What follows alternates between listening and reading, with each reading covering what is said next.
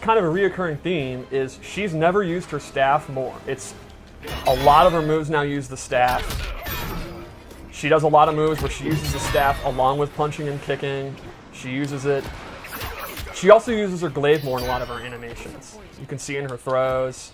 Yeah, I wanted to make sure all of her weapons kind of came through, right? Like, she's had these things for decades now. Right. And you'd often see her use them in like 2 different moves. And right.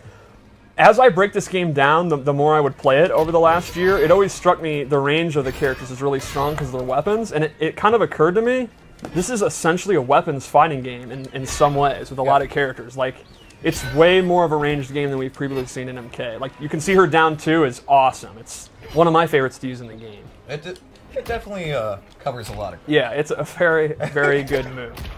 So I'll go over just a few of her normals that I think are core. I think her back 2. The wiggle stick. Yeah, the wiggly stick is extremely fast, multiple hits, really easy to, you see it, hit confirm it into a special move. Good damage. It's an awesome whiff punisher. Oh yeah, and I mean it's definitely there to keep the distance, right? Exactly. Like I have this much space at all times. When she's hovering around this range, if you think you're going to hit a button or whiff an attack, you're in a lot of trouble. Yep. It is a high, so if they do like a down 4 under it or they can duck it, it's going to whiff, but it's awesome for controlling this upper level, like chest area space. There's some really incredible stuff just with how the staff moves. Like the animators, like just a lot of the moves that the staff makes, the little just micro moves are so visible and cool. Shoutouts too to the audio team. I love the clank, clank, clank the staff moves make. So another one I wanted to show is her forward 2, which is a big long range overhead. This is actually relatively slow. It's over 20 frames, and I think if you're really looking for it, you can see it.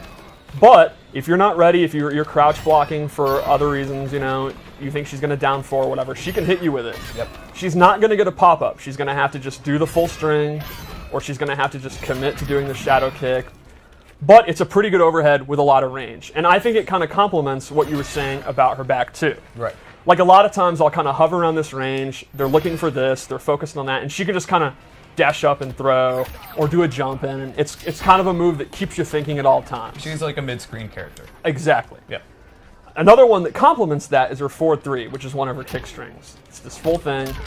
Now this is a great low. She can actually hit confirm it and go into a special move. If she sees that it's blocked, she can stay safe and not finish it. If she thinks they're going to try to interrupt, she can complete the string.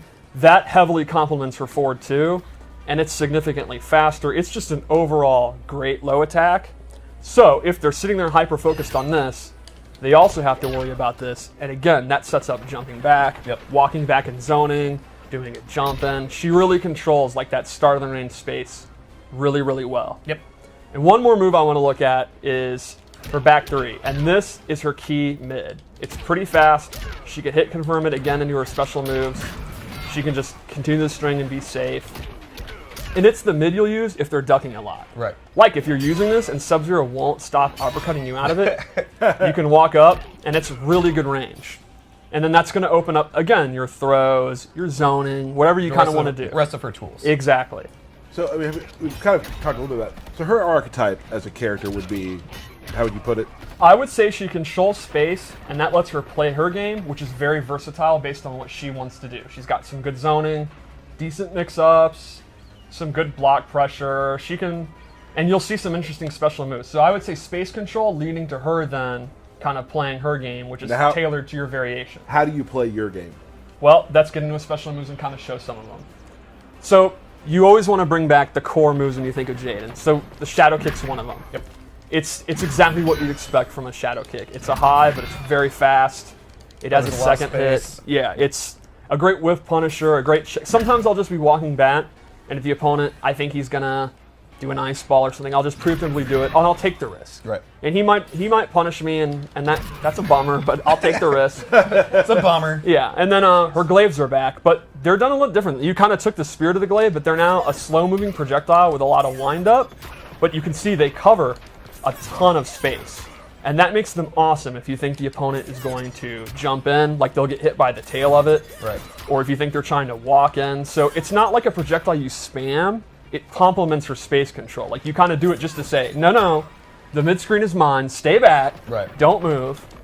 And then if they try to jump it and they're going to jump early because it has such a long tail, that's what your down 4 is for.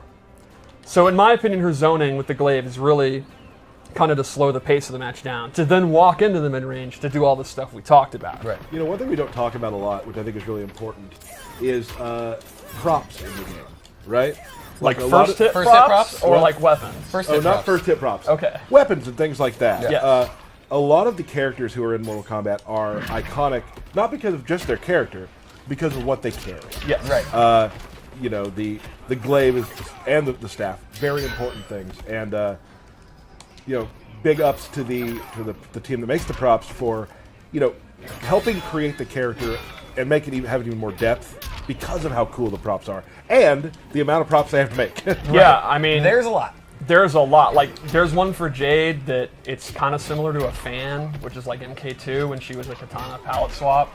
There's some that have like glowing energy. There's curved ones. There's straight ones. Like, there's a million different glaives. But all There's these things classic put together, MK3 ones. Like, yeah. Oh yeah. all these things put together, they still have to match her personality. They can't Yes. be like, she can't throw a radio at you.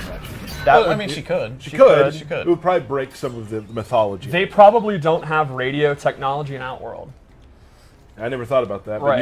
you are the lore master, so let's keep going. The last classic move would be her glow is back. She's fully projectile immune, has this snazzy purple effect, and any projectile is going to go through her while it's active. So Classic. while she can slow the pace down with her zoning, it's hard to zone her because she can have this on. Right. And then she just gets in right on you. Yep. Yep, absolutely. And her last base move is this parry, which has the coolest into I've ever seen in my life.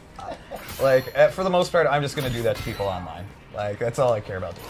And she can amplify it into this awesome... I absolutely love the way she recovers out of that next snap. Look at that.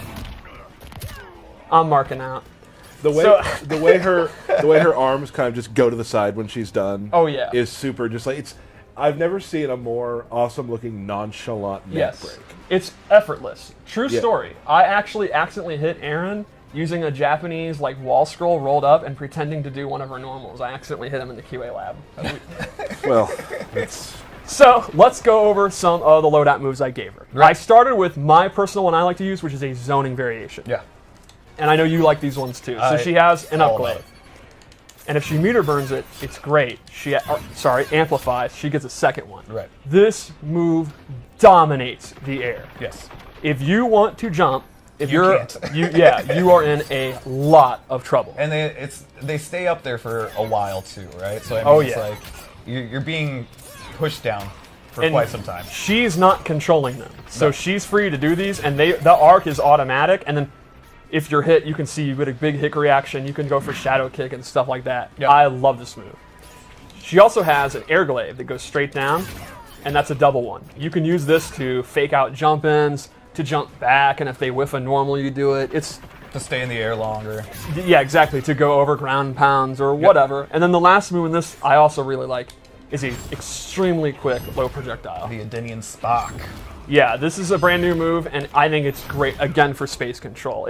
Especially if you have them looking for the overhead and they're hyper focused and they're afraid of it, you can just do this to knock them down for a little bit, chip damage. You're literally controlling every aspect of the fight when you have this setup. Yeah. Like you can go low, you can go up. Like you're controlling everything.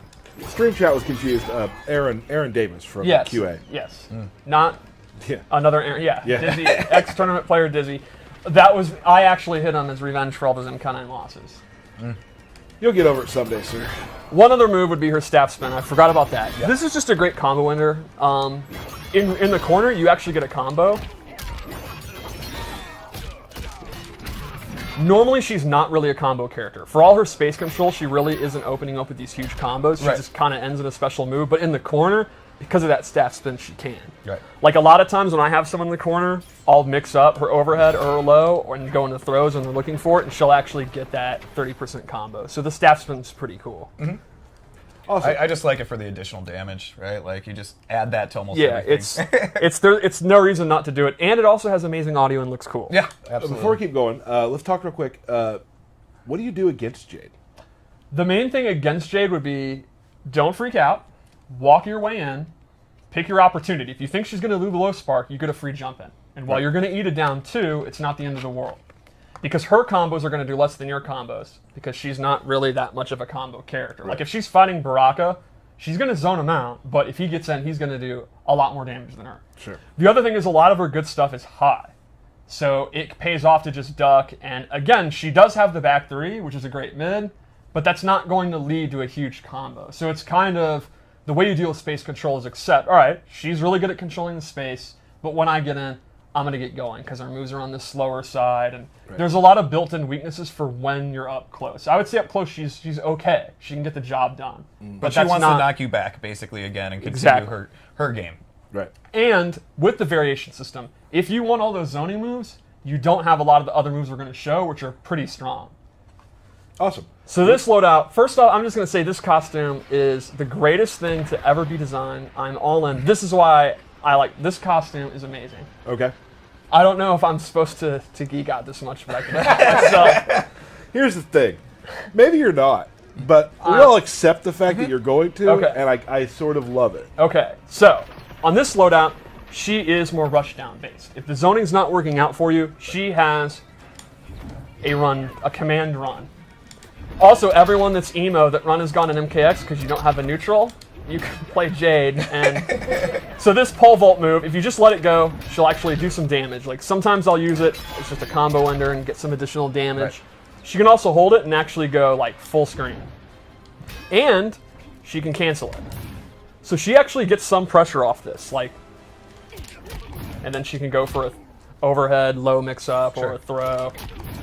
There's not a lot of options to be like super plus on block, but it can catch the opponent off guard, and there's some like minor advantage she can get. It's pretty decent. Can I give you some props? Okay. The name you've given this version, It Ain't Easy, is pretty good. I think every MK9 Jade player is saying amen. Yeah. The other thing about this move is the meter burn actually hops up, looks awesome, and is tied to one of her crushing blows. The requirement for this one is kind of interesting. This has to connect from a very significant far distance, and it will actually trigger a very nasty crushing blow. Some good damage. The last thing we gave her on this loadout, and this complements her rushdown, is her old UMK3 and MK9 double shadow kick. Right. So this does the same damage as the other one. The main thing is it pushes them hella far back, and it does not reverse their corner positioning, which you were asking about earlier, and that's why I equipped this. So, for example, notice the other one, she would teleport behind. Correct. When I'm doing these corner combos now, they're still in the corner. So my personal loadout, this is one of my favorite moves to use. It's fun having 26 now years of moves to look at. Yes. To, like, now that you're able to create these characters, like there's so many homages to things of the past, and that's really cool to see. So let's do one more loadout, maybe? Let's do it. I'm a big fan of this costume, too. I'm a fan of all of these costumes. The game looks gorgeous. The characters look gorgeous. I'm also a super fan of the maskless version. That's what I use because her face is really cool, and I love her hair. So this one, we gave her... It is an ability, and it actually enhances her normal attacks, and she gains a whole group of normal attacks she can use, and they're all based on using martial arts with the staff at the same time. For example, she gains this new ender. She gains this one, is absolutely awesome.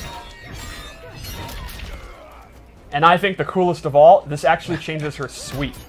And she gets the best sweep in the history of Mortal Kombat. Helladus. Can I tell you how fun it is listening to you talk about characters you're really into? This is the coolest thing ever.